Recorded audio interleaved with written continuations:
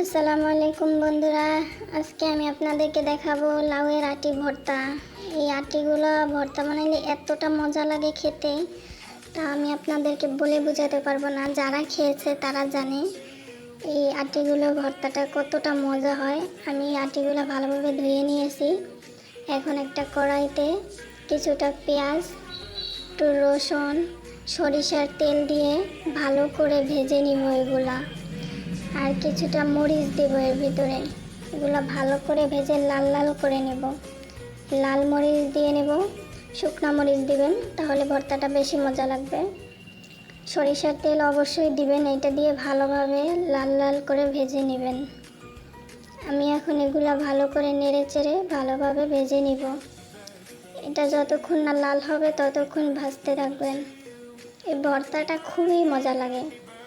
আমি আপনাদেরকে বললাম, আপনারা একবার হলেও বানিয়ে ট্রাই করে দেখবেন এই ভর্তাটা খেতে কতটা মজা লাগে। আমার সবথেকে পছন্দের ভর্তা এটা। আমার যদি শুটকি মাছ দিতে পারেন সাথে একটু, তাহলে আরও মজা লাগবে। কিন্তু আমার কাছে এখন বর্তমানে কোনো শুটকি মাছ নেই বা কোনো মাছের নেই, তাই জন্য দিতে পারলাম না। তবে আপনারা এভাবে বানিয়ে দেখতে পারেন, এভাবেও অনেক মজা লাগবে। আপনাদের কাছে না থাকলে এভাবে ভর্তাটা বানাবেন। এই দেখেন একদম লাল লাল করে ভেজে নিয়েছি। এখন এটা আমি একটা ভর্তা বানানোর ঢেলে নেব। আপনাদের কাছে পাটা থাকলে পাটায় বাটবেন, ব্লেন্ডার হলে অল্প হলে ব্লেন্ডারে বাটা যায় না, তারপরও আপনারা এরকম একটা দিয়ে ভর্তা বানিয়ে নেবেন। তারপর ওই তাওয়াটাতেই আমি এই লাউয়ের বিচিগুলো ভালোভাবে ভেজে নেব। এটাও লাল লাল করে ভেজে নিতে হবে, হালকা একটু লবণ দিয়ে এটা ঢেকে রাখবেন। দেখবেন সেদ্ধ হয়ে ভর্তার মতন হয়ে গেছে, একদম নরম হয়ে যাবে।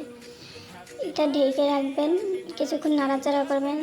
আর চুলার আঁচটা একদম মিডিয়ামে রেখে দেবেন, একদম লোতে রেখে এটা ভাজবেন। অনেকক্ষণ ভাজার পর এটা লাল হয়ে যাবে, নরম হয়ে যাবে ভিতর থেকে।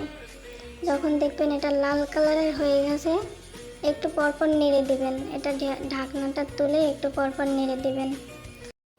আসলে এই ভর্তাটা যে একবার বানিয়ে খেয়েছে সে বারবার খাইতে মন যাবে তার।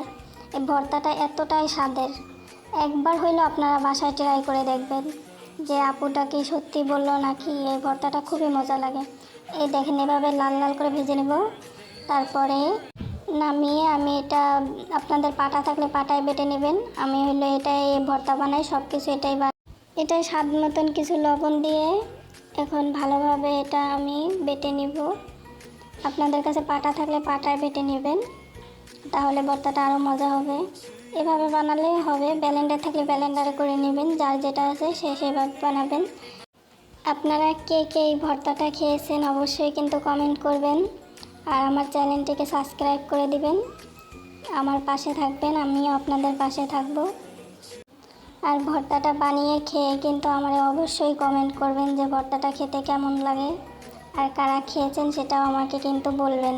ভর্তাটা খেতে সত্যি অসাধারণ, অনেক সুন্দর, ভালো লাগে এই ভর্তাটা খেতে। গরম গরম ভাতের সাথে কিন্তু এই ভর্তাটা খুবই মজা লাগে। গরম ভাত হলে আর এরকম ভর্তা হলে এক প্লেট ভাত নিমেষেই শেষ করা যায়, এতটা মজা লাগে ভর্তাটা খেতে। এই তো দেখুন আমার ভর্তাটা বানানো কমপ্লিট হয়ে গেছে। ভর্তাটা কেমন হয়েছে দেখতে খুবই লোভনীয় হয়েছে, খেতে খুবই মজা হয়েছে। এটা আপনারা বাসায় একবার হলেও ট্রাই করবেন। এটা দেখেই জিভে জল চলে আসে, এরকম একটা ভর্তা খুবই মজা লাগে এই ভর্তাটা খেতে। আপনারা আমার চ্যানেলটিকে সাবস্ক্রাইব করে দিবেন, নতুন নতুন ভিডিও পাবেন আরও।